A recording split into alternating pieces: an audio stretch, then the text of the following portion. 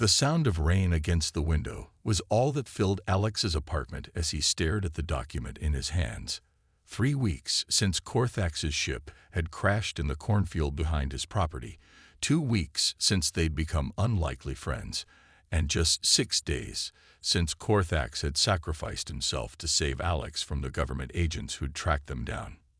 Now, Alex was left with this official paperwork declaring him the legal guardian of Korthax's 3 sisters. This can't be right, Alex muttered, running his hand through his disheveled hair as he paced across the worn carpet. His small apartment, once a sanctuary of solitude after his return from military service, now felt impossibly small with the weight of this responsibility. The Galactic Treaty of 2189 had established Earth as part of the interstellar Commonwealth, but most humans still viewed aliens with suspicion, especially the Zithari, Korthax's people, whose crystalline biology and telepathic abilities made them particularly feared. Few understood that the Zithari were refugees, fleeing the brutal hegemony that had decimated their homeworld. A soft, melodic hum echoed from the kitchen. Alex tensed, still not used to the sound. He peered around the corner to see Lyra, the eldest of Korthax's sisters, her translucent blue skin catching the kitchen light as she examined the toaster with curious eyes. "Your technology is primitive but fascinating," she said without looking up, her voice carrying that distinctive musical quality all Zithari shared. "The way you harness electricity for such simple tasks." "That's just a toaster," Alex replied, leaning against the doorframe. "Wait till you see the microwave." The attempt at humor fell flat as Lyra finally turned to face him, her iridescent eyes, so similar to Korthax's, fixed on the document in his hand. "You've received the guardianship declaration." "Yeah," Alex swallowed hard. "But there's something weird about it. The translation says I'm now your husband. That can't be right." From the living room, a younger voice called out, "It's not a mistranslation." Vexilla, the middle sister, emerged from where she'd been studying Earth's internet archives on Alex's outdated tablet. Her pink crystalline patterns seemed to pulse with agitation. "Our customs are different from yours. When a Zithari dies, their closest friend inherits responsibility for their family. In your terms, it's translated as marriage, but it's more complex." Alex's mouth went dry. "But I can't be married to all 3 of you. Earth doesn't even have laws for that." "The interstellar Commonwealth does," said the third voice, belonging to Miri, the youngest sister, who had been so quiet since their arrival that Alex sometimes forgot she was there. Unlike her sisters, her skin held a violet hue, rare among their kind. And according to the treaty, Commonwealth law supersedes Earth law in matters concerning non-terrestrial citizens. "This is crazy." Alex dropped the document on the table, his hands shaking slightly. "I'm just a mechanic. I fix cars, not intergalactic family disputes. I can't protect you 3. I couldn't even protect Korthax." Silence fell across the apartment. The memory of Korthax's final moments hung between them, how he pushed Alex out of the way, how the experimental weapon had shattered his crystalline form into thousands of glittering fragments, how Alex had gathered those fragments in his hands, weeping as they dissolved into light. "You were the only one who showed him kindness on this world," Lyra said softly, approaching Alex with measured steps. "The only one who treated him as a person, not a curiosity or a threat.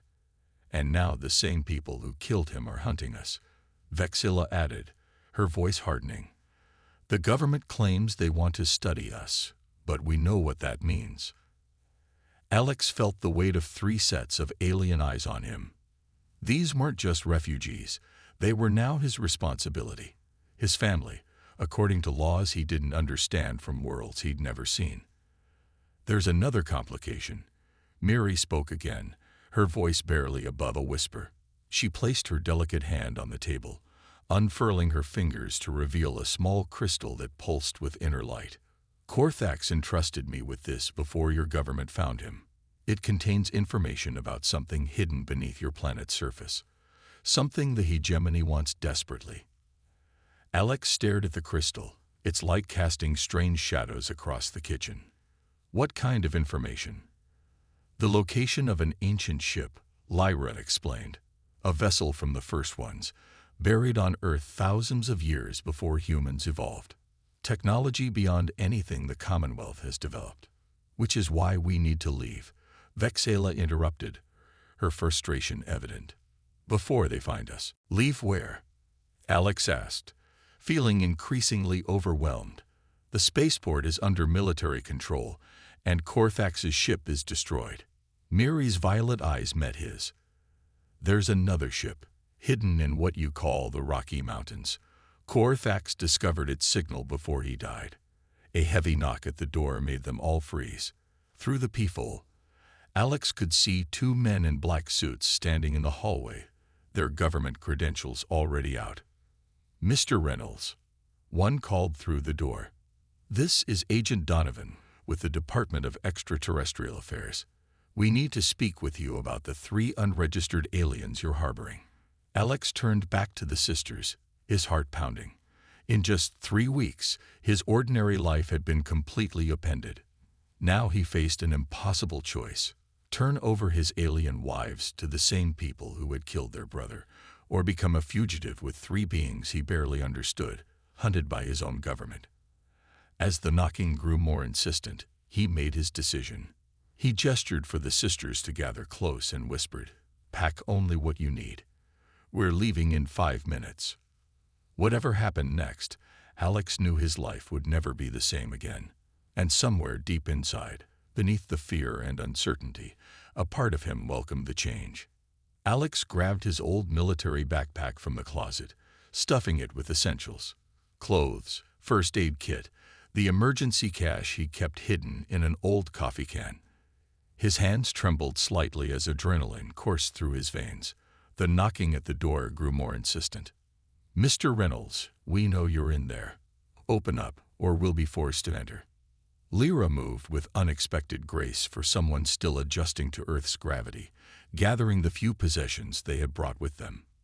Vexela hovered near the apartment's rear window, her crystalline fingers tapping nervously against the glass as she scanned the alleyway below. "There's a black van parked at the back entrance," she whispered, her voice tight with fear. "2 more of them down there." Miri clutched the glowing crystal tightly, her violet eyes wide with panic. "They've surrounded us, just like they did with Korthax." The memory flashed through Alex's mind. Korthax's final moments, how the alien had pushed him to safety as the government agents fired that strange weapon. He'd watched helplessly as his friend's body crystallized completely before shattering into 1,000 glittering fragments. Alex had nightmares about it every night since. "Not this time," Alex muttered, determination replacing his fear.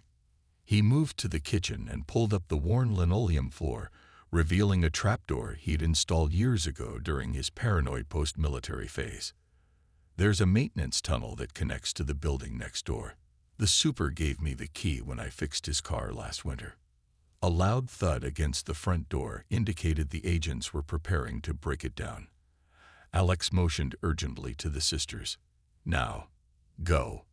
One by one, they descended into the darkness below.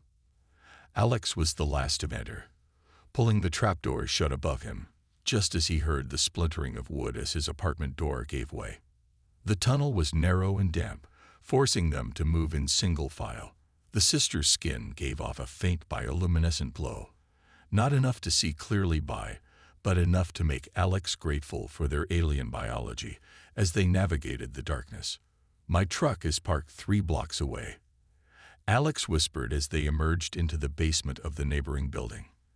"If we can reach it without being spotted, they'll be monitoring all registered vehicles in your name." Lyra interrupted, her musical voice somber. "Your Earth surveillance systems are primitive, but effective enough for that." Alex cursed under his breath. She was right, of course. Miri, who had been silent until now, spoke up. "I can help." She held up her hand, revealing a small device that resembled a metallic seed. "This is a signal dampener. Korthax used it to hide from your satellites when he first arrived. It can mask the energy signature of your vehicle for approximately 6 hours. How did you? Alex began, but Vexilla cut him off. We've been preparing for this possibility since our brother died, she said sharply. Did you think we were just sitting around waiting to be captured? For the first time, Alex realized how little he actually knew about these three beings who were now legally his wives. Corthax had shared stories of his homeworld during their brief friendship.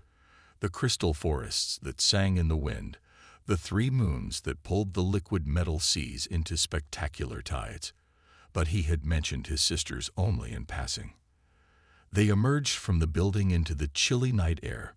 Rain continued to fall, providing some cover as they moved through the shadows toward the parking lot where Alex's battered pickup truck waited. Once there, Miri pressed the metallic seed against the vehicle's hood. It liquefied on contact, spreading like quicksilver across the truck's surface before disappearing completely. It's done, she whispered. The dampener will make your vehicle invisible to electronic tracking, but not to visual identification. Alex unlocked the doors as quietly as possible. I know a place we can go. An old hunting cabin that belonged to my grandfather. It's about 4 hours north, deep in the woods. No electricity, no running water, but no surveillance. Lyra finished for him. It will do for now. As they settled into the truck, Alex couldn't help but notice how the sisters arranged themselves protectively around Miri and a crystal she carried. Whatever information it contained, it was clearly worth dying for. Worth Corthax dying for. The engine rumbled to life, and Alex pulled out of the parking lot just as flashing lights appeared at the entrance to his apartment building. In the rearview mirror, he could see men in suits pointing in various directions, coordinating their search. He kept his speed steady, fighting the urge to floor it. You've done this before, Vexilla observed from the passenger seat, her pink crystalline patterns pulsing with what Alex was beginning to recognize as curiosity. Evaded pursuit. Alex's grip tightened on the steering wheel. 3 tours in Afghanistan. You learn a few things. As they left the city behind, the rain gave way to clear skies filled with stars. Lyra gazed up at them through the window, a profound sadness in her iridescent eyes. Our home is out there somewhere, she said softly. Or what's left of it. Corthax told me about the hegemony, Alex said, keeping his eyes on the dark road ahead. About what they did to your world. What they're still doing, Miri added from the back seat, her voice barely audible. Planet by planet, system by system, they consume everything, leaving only ash and ruins. And now they're interested in Earth, Vexilla said grimly. The ship hidden in your mountains contains technology that could give them the advantage they need to complete their conquest of our sector. Alex processed this information silently. Just weeks ago, his biggest concern had been making rent and keeping his small auto repair business afloat. Now he was driving through the night with 3 alien refugees, fleeing from his own government, with the fate of multiple worlds somehow tied to their survival. What exactly is on that crystal? He finally asked. The sisters exchanged glances in the darkness, having one of those silent communications Alex had noticed they were capable of. At last, Lyra spoke. Not just the location of the ship, but the access codes to its defensive systems. Our ancestors hid it here long ago, knowing the hegemony would never think to look on such a primitive world. And your brother died protecting this information, Alex said, the pieces finally clicking together. Corthax died protecting you. Miri corrected him gently. He believed you were the key to everything that comes next. Alex felt the weight of their words, of their trust in him. Trust he wasn't sure he deserved. As the truck climbed higher into the mountains, leaving civilization behind, he couldn't shake the feeling that his life had been set on this path long before Corthax's ship crashed behind his property. The night grew deeper, and the stars brighter. Somewhere behind them, agents were surely coordinating a nationwide search. Ahead lay uncertainty, danger, and a mystery buried in the mountains. And here in this truck, 3 beings from another world who now looked to him for protection, for guidance, for family. 3 days at the cabin had passed in a blur of preparation and tense vigilance. Alex had spent most of that time reinforcing the perimeter with makeshift alarms, fishing line strung with empty cans, pressure plates made from scrap wood that would creak under any intruder's weight.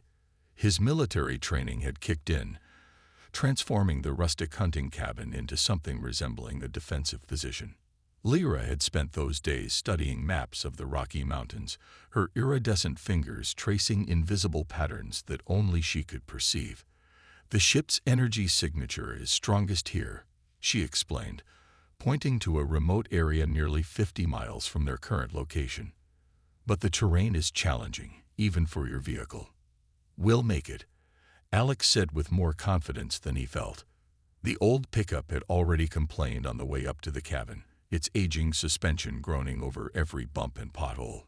Vexilla had barely slept, keeping watch by the cabin's single window. Her crystalline form seemed to vibrate with constant tension, the pink patterns beneath her translucent skin pulsing with anxiety. "They're still searching," she announced on the morning of the 4th day. "I intercepted another transmission. They've expanded the search radius to include this region." Alex's heart sank. He'd hoped they'd have more time. "How long do we have?" "Hours, at most," Vexilla replied, her voice hardening. "They have aerial drones scanning the forest." Outside, a storm was brewing. Dark clouds rolled across the sky, and the wind howled through the pine trees surrounding the cabin. Perfect weather for staying hidden, but terrible conditions for traversing treacherous mountain roads. Miri sat cross-legged on the cabin floor, the crystal glowing softly between her palms. Of the 3 sisters, she remained the most enigmatic to Alex. While Lyra was analytical and Vexilla fiercely protective, Miri possessed a quiet intensity that reminded him most of Korthax. "What exactly will happen when we find the ship?" Alex asked, kneeling beside her. "I still don't understand why Korthax thought I was so important to all this." Miri's violet eyes met his. "The ship responds only to specific genetic markers, fail-safes built by our ancestors to prevent the technology from falling into the wrong hands. Korthax discovered something extraordinary about you, Alex. Your DNA contains traces of our people." The revelation hit Alex like a physical blow. "That's impossible. I'm human." "Mostly human," Lyra corrected, joining them. "Our scientists believe that thousands of years ago, when the ship was first hidden here, some of our people stayed behind. They integrated with the early human population. You're saying I'm part alien." Alex's voice cracked slightly. His whole life, he'd felt different, disconnected from others in ways he could never quite articulate. The revelation should have been shocking, but instead, it settled over him with a strange sense of rightness, like the final piece of a puzzle he hadn't known he was solving. "It's why I could understand Korthax's telepathy," he realized aloud. "Why I wasn't afraid of him when anyone else would have run." Vexilla abandoned her post by the window and approached them. "It's why the marriage declaration is valid under Commonwealth law. You're not fully human, Alex. By our customs, you are one of us." A sudden crash of thunder shook the cabin, the storm growing more violent outside. It matched the tumult in Alex's mind as he processed what they were telling him. "There's something else," Miri said, her voice barely audible above the storm. She held out the crystal, which now pulsed with an almost blinding light. "The ship isn't just a vessel. It's a weapon, one capable of stopping the hegemony's advance. But it requires a pilot with the right genetic makeup to activate its systems." "Me?" Alex whispered, the weight of responsibility settling on his shoulders like a physical burden. Their moment of revelation was shattered by a harsh mechanical whine from above, the unmistakable sound of drone rotors cutting through the stormy air.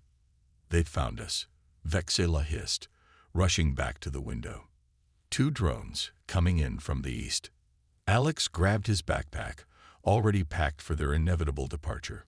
"We need to move now. The truck is hidden in the shed behind the cabin, if we can reach it before." The cabin door exploded inward in a shower of splinters and twisted metal. Alex barely had time to push Miri behind him before three black-clad figures rushed through the opening, weapons raised. "Department of Extraterrestrial Affairs," one shouted. "Hands where we can see them." Alex recognized the weapons they carried, not standard-issue firearms, but the same type of energy weapon that had shattered Korthax. His blood ran cold at the memory.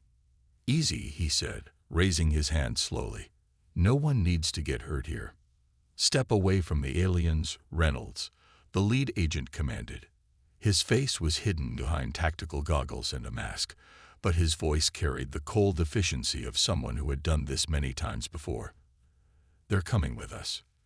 "They have names," Alex replied, his anger building. "And rights under the Commonwealth Treaty." The agent laughed, a harsh sound without humor. "The treaty doesn't apply to unregistered aliens, especially ones carrying stolen classified information." Lyra stepped forward, her blue skin seeming to pulse with inner light. "We've stolen nothing. The information belongs to our people." "Stand down, ma'am," the agent warned, raising his weapon higher. "We have authorization to use lethal force if necessary." Alex could feel Miri trembling behind him, the crystal in her hands growing hotter, its light seeping through her fingers. Whatever was stored inside, it was reacting to the heightened emotions in the room. He needed to buy them time, create a distraction somehow. "Look," Alex tried again. "There's been a misunderstanding. Let me show you the official documentation." He slowly reached for his pocket, where he'd stored the guardianship declaration. As he did, he subtly shifted his weight, placing himself between the agents and the sisters. Behind them, Vexella had quietly moved toward the cabin's rear window.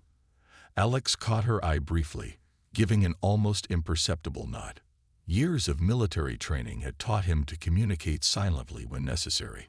"That's far enough," the agent barked, gesturing with his weapon. "Hands back up." Outside, the storm reached its peak intensity. Rain lashed against the cabin walls, and lightning split the sky with blinding flashes. As if in response, the crystal in Miri's hands pulsed with matching rhythm. "The ship is calling to us," Miri whispered, her voice somehow carrying over the chaos. "It senses the danger." The lead agent's posture changed subtly, a slight straightening of his spine, a tilt of his head. "What ship?" Too late, Alex realized their mistake.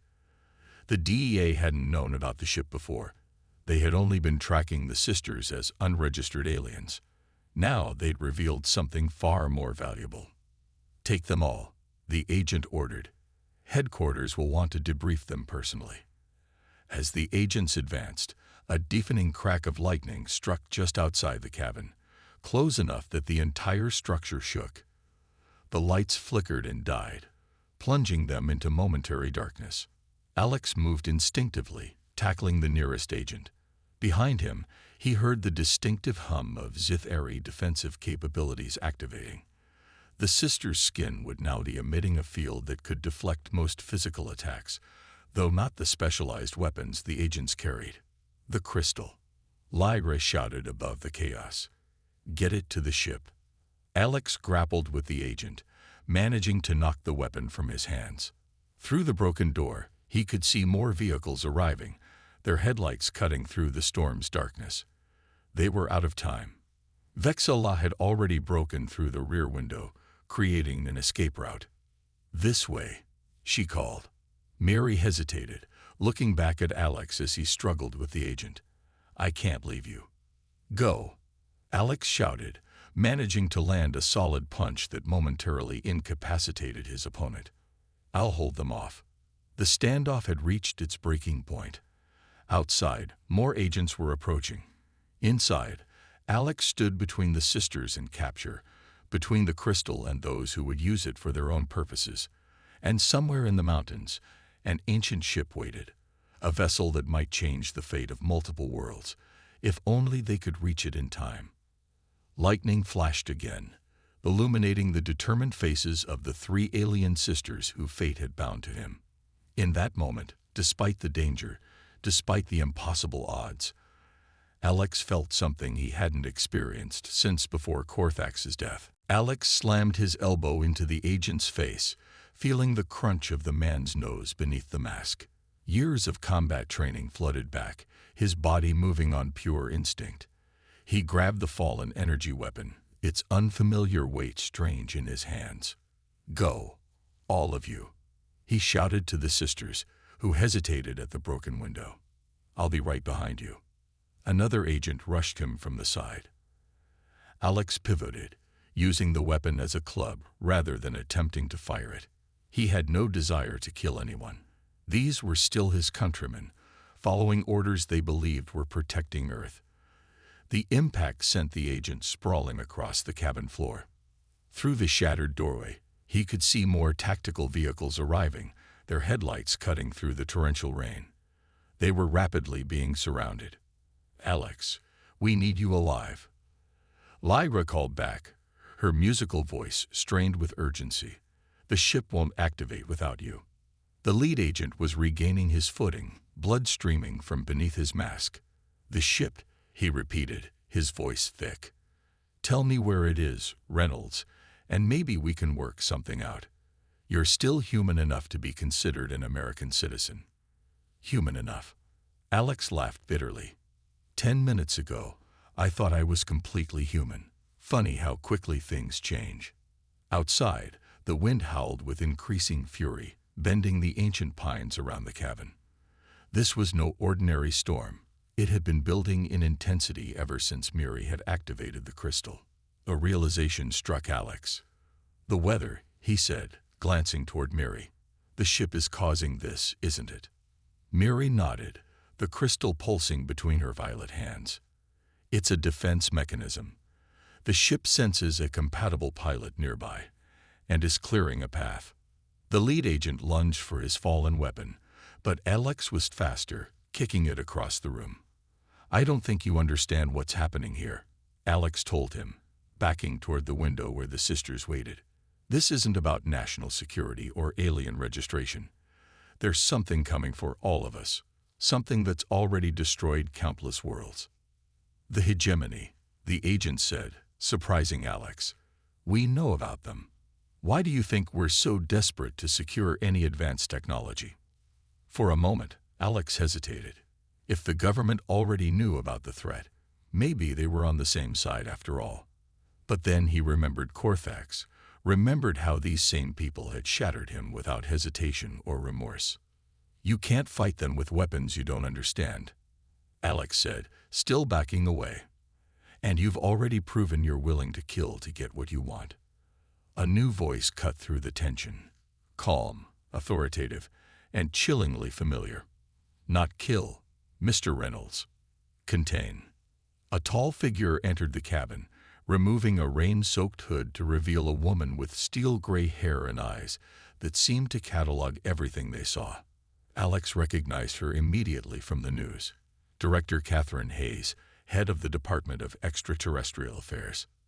"Director Hayes," Alex said, his grip tightening on the weapon. "Come to do your own dirty work." "I came to prevent unnecessary bloodshed," she replied, her gaze shifting to the three sisters by the window. "Your wives have something we need, something vital to Earth's security." Vexilla hissed, the pink crystalline patterns beneath her skin flaring with anger. "You have no right to our technology. Your people murdered our brother." "An unfortunate incident," Hayes said without a hint of remorse. "One of our agents panicked. But you must understand. We've been monitoring the hegemony's movements for years.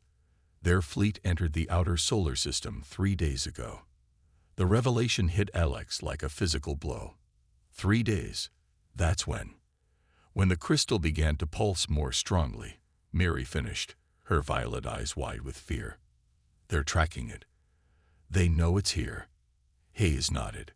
"Which is why we need to secure it immediately. My scientists believe it contains access codes to weapons systems that could defend our planet." "It contains far more than that," Lyra said, stepping forward. For the first time since Alex had met her, she looked truly angry, her blue skin darkening to almost navy. "It contains the collective knowledge of our civilization. a civilization that fought the hegemony for centuries before falling. Do you think your scientists could possibly understand it in time? Outside, the storm reached an impossible intensity. Trees bent nearly horizontal in the wind. Lightning struck in continuous chains, illuminating the forest in strobing, electric blue. The ground itself began to tremble beneath them. "We're out of time," Mary whispered, the crystal now glowing so brightly that it illuminated her entire body from within. "The ship is fully awakening." Hayes motioned to her agents, who slowly raised their weapons again. "Nobody leaves. That crystal stays here." Alex looked between Hayes and the sisters, caught in an impossible position.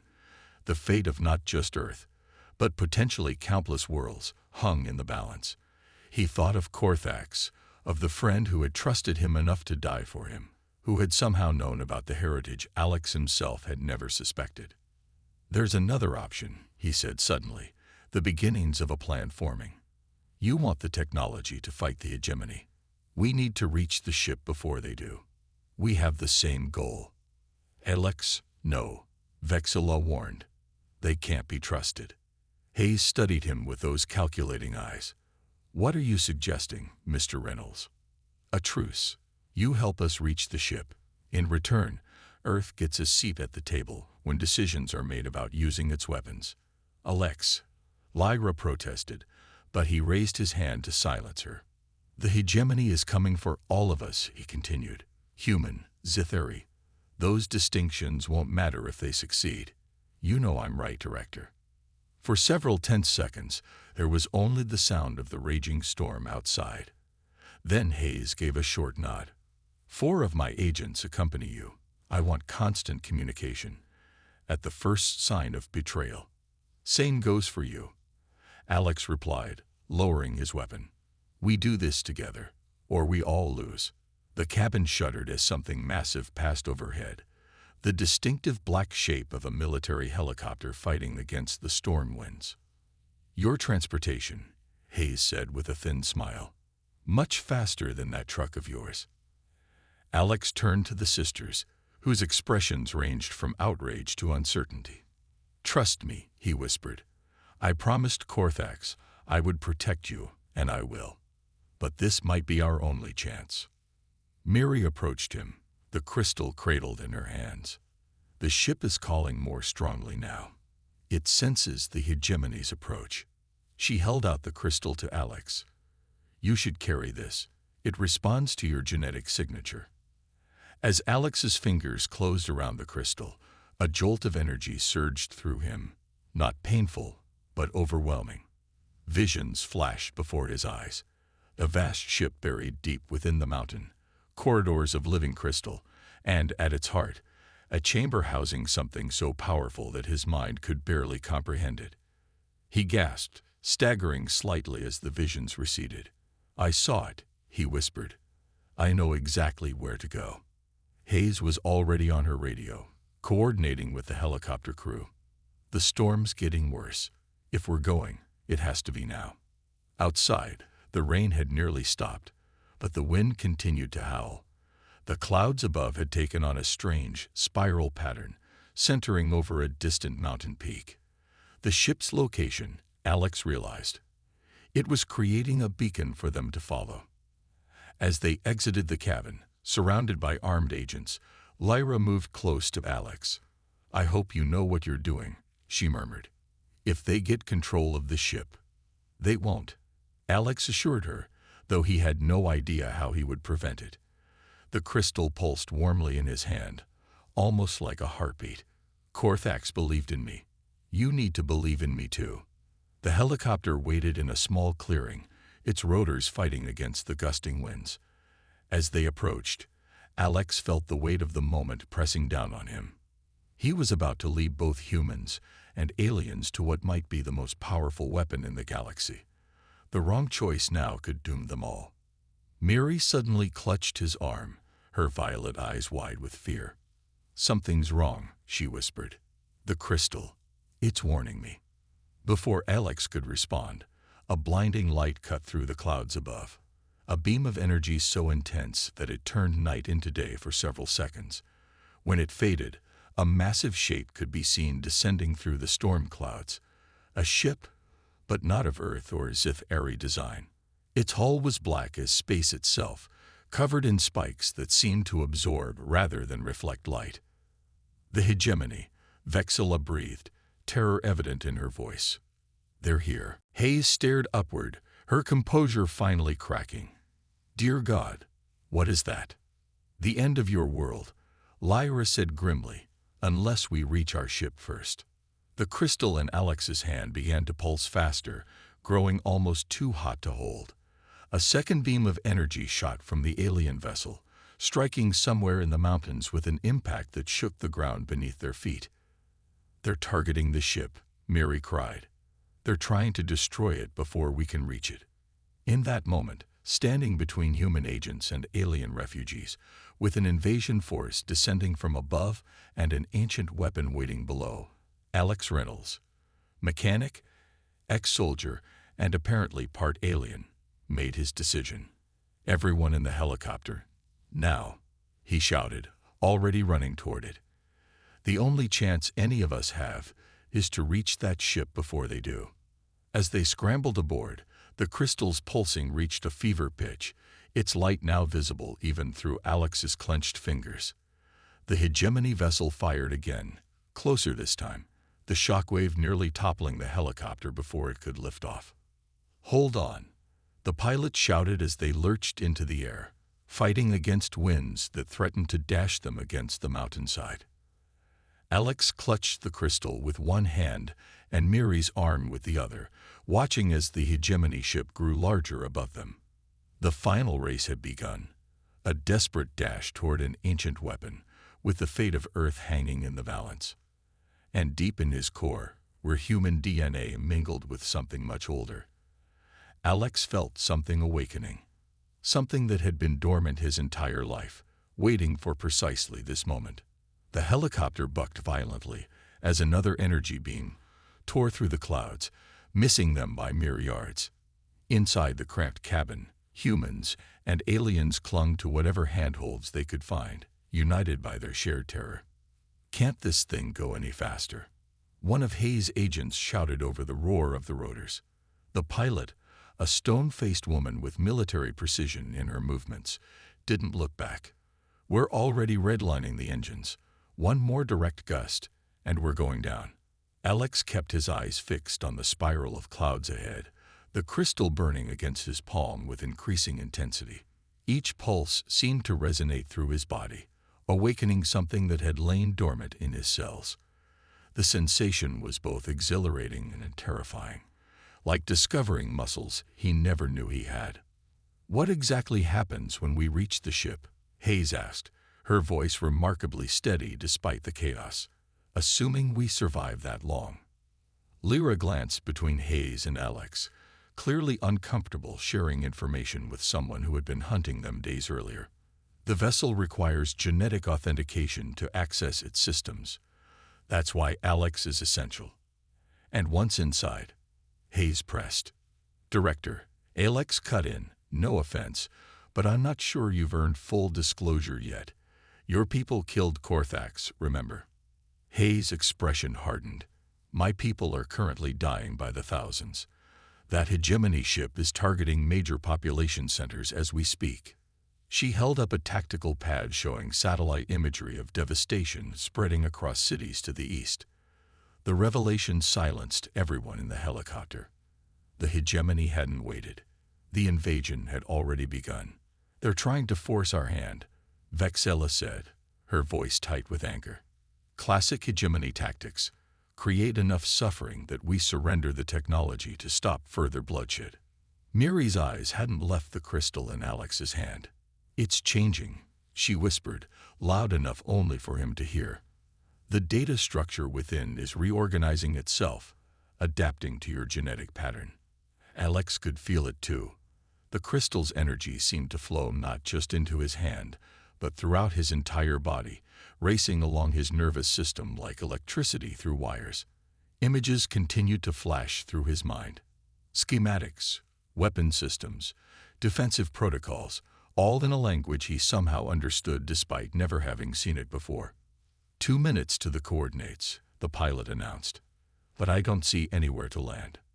The terrain is too steep. Through the windshield, Alex could see the mountain peak coming into view.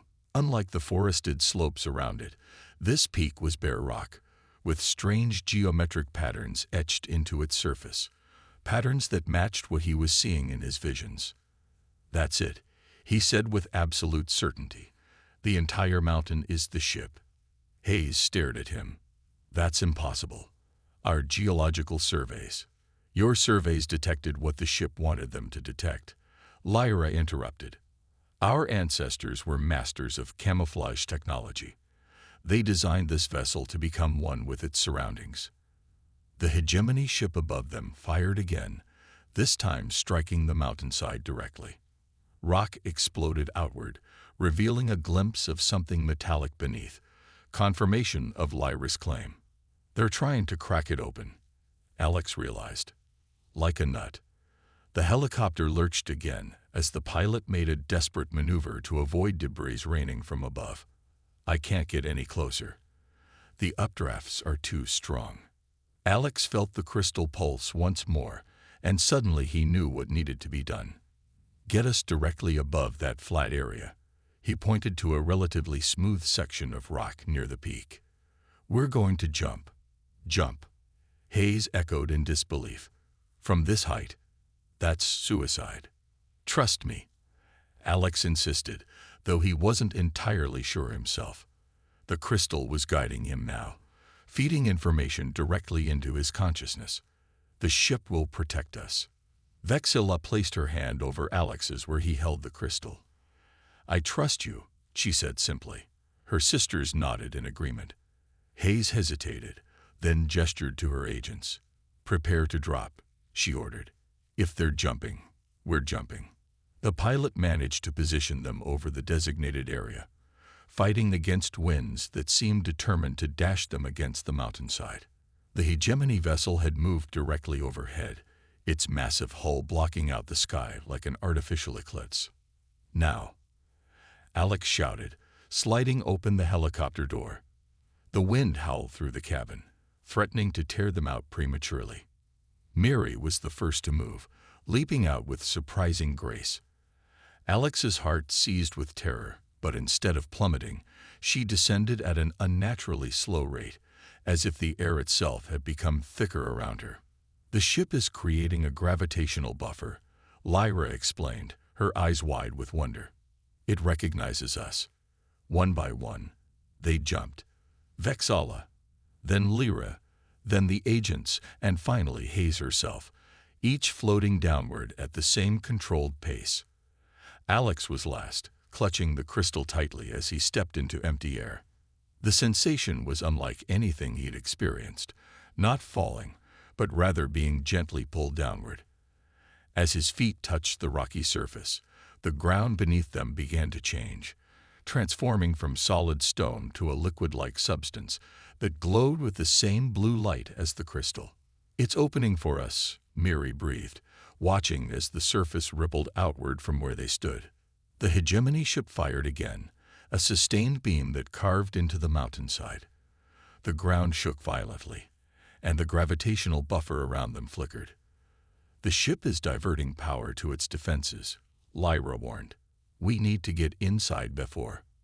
Her words were cut short as a section of the mountain disintegrated under the hegemony's attack, revealing a vast chamber beneath them. The platform they stood on began to descend, carrying them into the heart of the ancient vessel. As they sank below the surface, Alex caught a final glimpse of the hegemony ship adjusting its position, preparing for another, more powerful attack. Then the opening above them sealed seamlessly, plunging them into momentary darkness before soft, blue-green illumination spread through the chamber. They stood in a vast circular room, its walls covered in the same crystalline material as the sisters' skin. The ceiling arched high above them, decorated with what appeared to be a map of the stars. But not the stars as they existed now. This was the night sky from thousands of years in the past. "The control chamber," Lyra whispered in awe. "I never thought I'd see it with my own eyes." Hayes and her agents had drawn their weapons, turning slowly as they surveyed the alien technology surrounding them. "What happens now, Reynolds?" Hayes demanded, but there was uncertainty in her voice. Before Alex could answer, a beam of light shot down from the center of the ceiling, scanning each of them in turn. When it reached Alex, it lingered, bathing him in its blue-white glow. The crystal in his hand responded, rising into the air of its own accord. "Genetic authentication accepted." A voice echoed through the chamber, speaking a language Alex had never heard but somehow understood perfectly. "Pilot identified." "What's it saying?" Hayes asked, her weapon now pointed uncertainly at the floating crystal. "It's accepting me," Alex replied, watching in fascination as the crystal began to dissolve, its energy dispersing throughout the room in tendrils of light that connected to various control panels and systems. "It's activating." The ship shuddered around them as another hegemony attack struck the mountainside. Hairline fractures appeared in the crystalline walls, quickly sealing themselves but leaving visible scars. "The outer defenses won't hold much longer," Vexilla warned, moving to one of the now illuminated control panels. "We need to initiate countermeasures immediately." Mary took Alex's hand, guiding him toward a raised platform at the center of the room. "This is where the pilot stands," she explained. "The ship will link directly with your consciousness. You'll be able to control its systems with thought alone." Hayes stepped forward. "Wait just a minute. We had an agreement. Earth gets a say in how this technology is used." "With respect, Director," Alex replied. "We don't have time for a committee meeting. That hegemony ship is targeting cities as we speak." Hayes didn't lower her weapon. "How do I know you won't turn this weapon against us once the hegemony is dealt with? Your loyalty seems divided, Reynolds." The ship shuddered again, more violently this time. A section of the ceiling collapsed, crushing one of Hayes' agents before anyone could react. The man's scream was cut terribly short. "We're out of time," Lyra urged, her usually calm voice edged with panic. "Alex, you must take control now." Alex stepped onto the platform, feeling it respond to his presence. The floor beneath his feet began to glow with the same blue-green light that had filled the crystal. "I need you to trust me, Director," he said to Hayes, who still had her weapon trained on him. "My mother was human. My father's family has lived on Earth for generations. This is my home too." Another impact rocked the ship, sending them all staggering. Emergency lights began flashing throughout the chamber as systems struggled to compensate for the damage. "Warning," the ship's voice announced. "Hull integrity compromised. Catastrophic failure imminent." Hayes finally lowered her weapon. "Do it," she said grimly. "But remember, if you betray Earth, there won't be anywhere in the galaxy you can hide from us." Alex smiled despite the dire situation. "That's the most human thing you could have said." He turned to the sisters, who gathered around the platform. "What do I do?" "Let the ship in," Miri instructed, her violet eyes reflecting the swirling lights around them. "Don't fight the connection."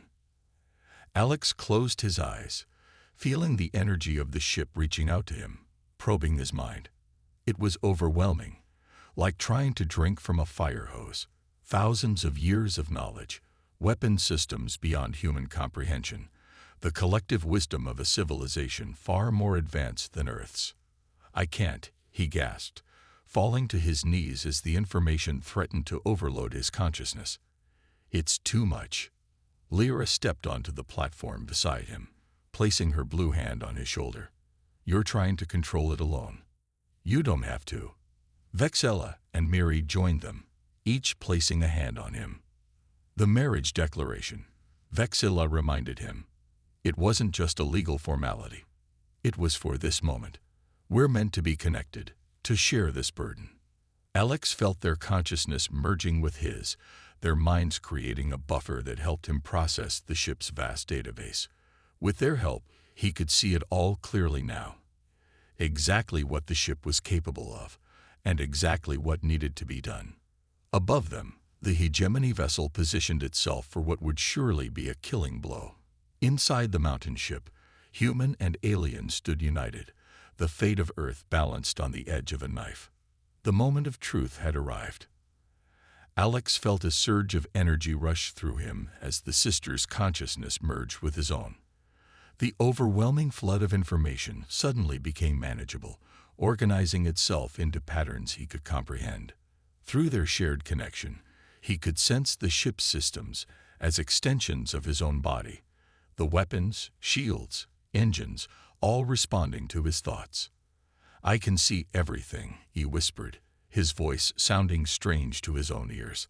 Through the ship's sensors, he could perceive the hegemony vessel above them, its weapons charging for another devastating blast. He could see the destruction already spreading across cities to the east, the panic and confusion as humanity faced its first true extraterrestrial threat. "The ship has offensive capabilities," Alex said, his eyes still closed as he navigated the ancient systems. "Weapons that could destroy the hegemony vessel." "Then use them," Hayes urged, supporting herself against a control panel as another impact shook the chamber.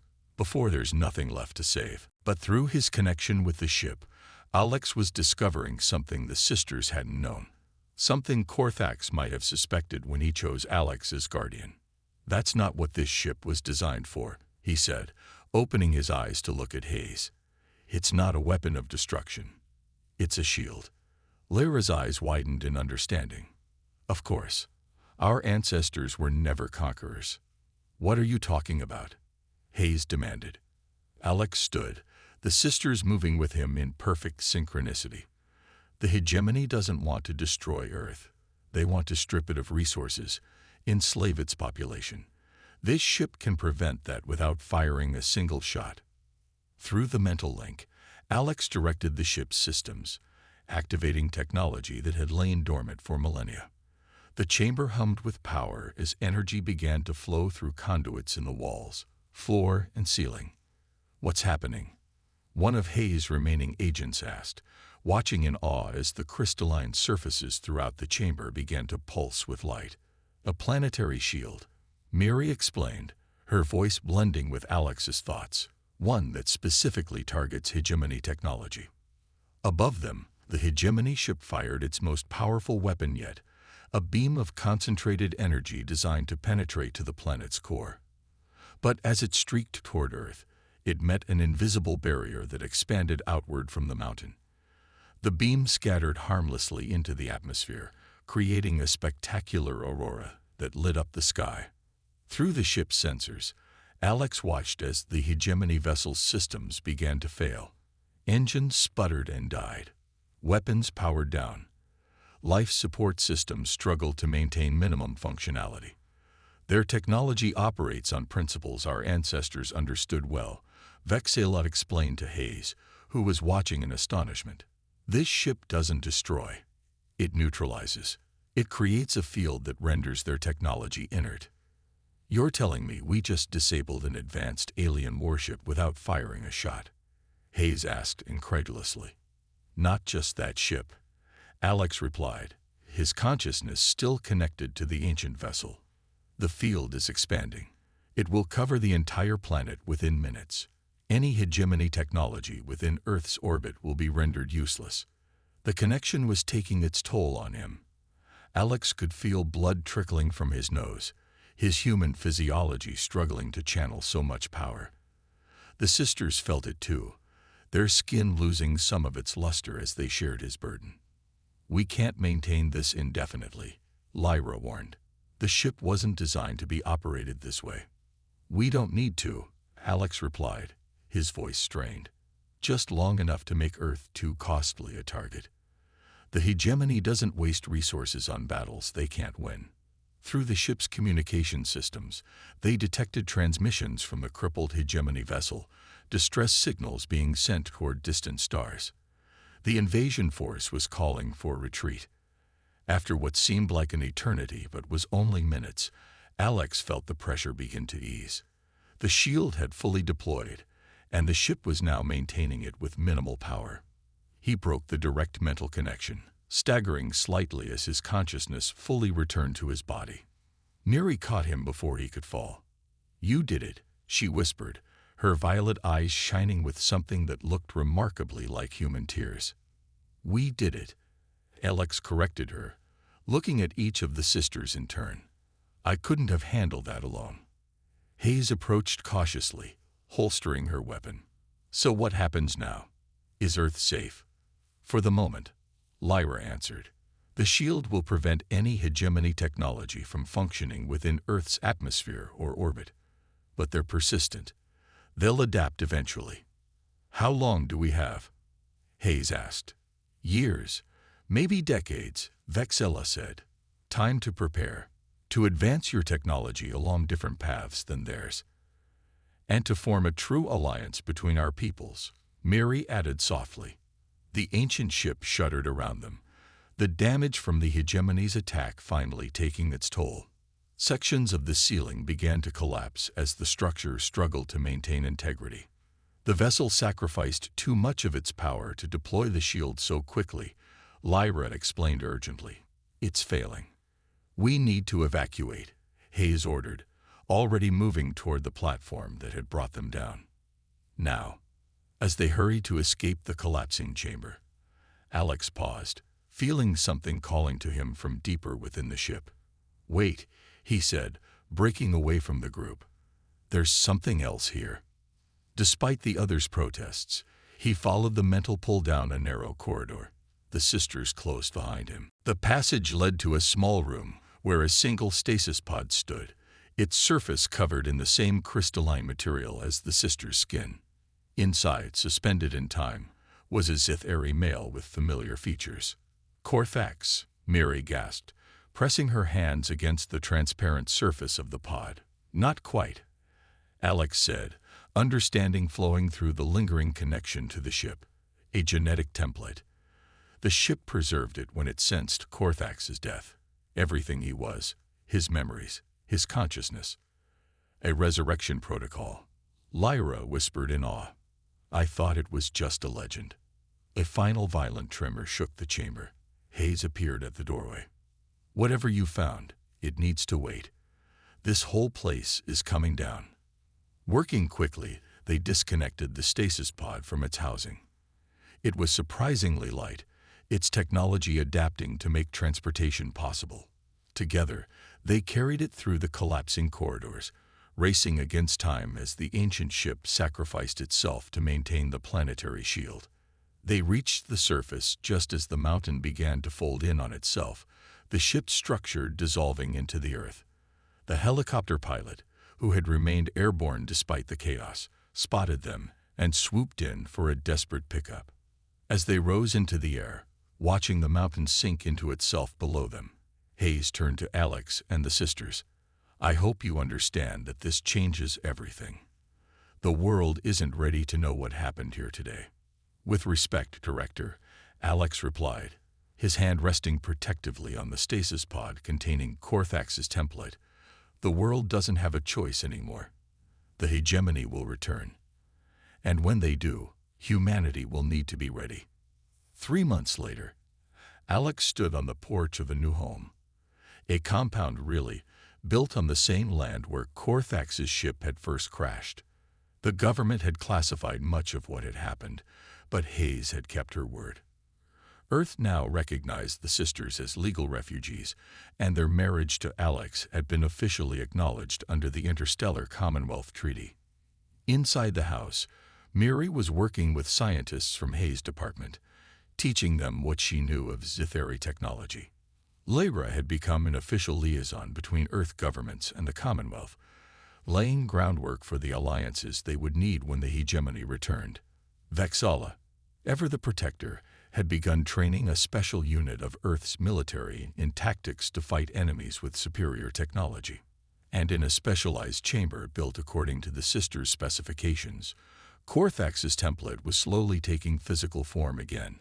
It would be months, perhaps years before the process was complete, before Alex could see his friend again. But for the first time since that night in the cornfield, he had hope.